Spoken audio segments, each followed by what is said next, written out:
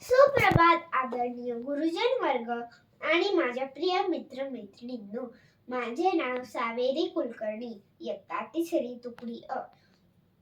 मी आज तुमच्या समोर महाराष्ट्रातील थोर संत व कवयित्री संत मुक्ताबाई यांचे एक पात्री नाटक सादर करीत आहे. मुक्ताबाई म्हणजे मुक्ताई, निवृत्ती, सोपान व ज्ञानेश्वर यांची धाकटी बहीण. एक दिवस ज्ञानेश्वरांना मांडे खायची इच्छा झाली. मांडे म्हणजे काय माहित आहे का तुम्हाला? हो, मांडे म्हणजे मोठी पुरणपोळी. ज्ञानेश्वर मुक्ताईला म्हणाले, मुक्ता, आज मांडे बनवतेस? हो, मुक्ता आनंदाने म्हणाली. मांडे भाजायला तिला एक मातीचे खापर हवे होते, म्हणून ती एका कुंभाराकडे गेली. तिला हवे तसे खापर निवडून घराकडे परतू लागली. नदी पार केल्यावर भेटले विसोबा जाटी. काय ग मुक्ते, काय आहे हातात? खापर. खापर नेते आहे घरी. ते ग कशाला? माझ्या ज्ञानदादाला मांडे खायचे आहे. मांडे खातो का? मनाचे मांडे खा म्हणावा. विसोबा दुष्टपणाने हसले.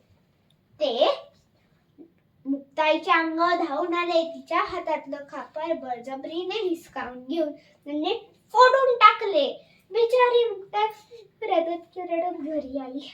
काय झालं ग मुक्ता? दादा, आता मी मांडे कसे भाजू? का ग? अरे, माझं खापर त्या दुष्ट विसोबाने फोडून टाकलं. काही काळजी करू नको, तू आता माझ्या पाठीवर भाज. तुझ्या पाठीवर? हो, पाठीवर. ज्ञानेश्वर उडवे झाले. आपल्या योग सामर्थ्याने त्यांनी आपली पाठ लाल केली. मुक्ताईने त्यांच्या पाठीवर मांडे भाजले. या भावंडांची हिरमुसली तोंडे बघायच्या इच्छेने विसोबा तिथे आले. बघतो तर काय, मुक्ताई ज्ञानेश्वरांच्या पाठीवर मांडे भाजत होती. ते चकित झाले. त्यांचा दुष्टपणा नाहीसा झाला. त्यांनी ज्ञानेश्वरांची माफी मागितली. पुढे हेच विसोबा जाटी नामदेवांचे गुरु झाले. ज्ञानेश्वर म्हणतात, जे खळांची व्यंकटी सांडो, तया सत्कर्मी रती वाढो, भूता परस्परे पडो, मैत्र जीवांचे. अशा प्रकारे वाईटाचा त्याग केल्यावर सत्कर्म वाढीस लागतं.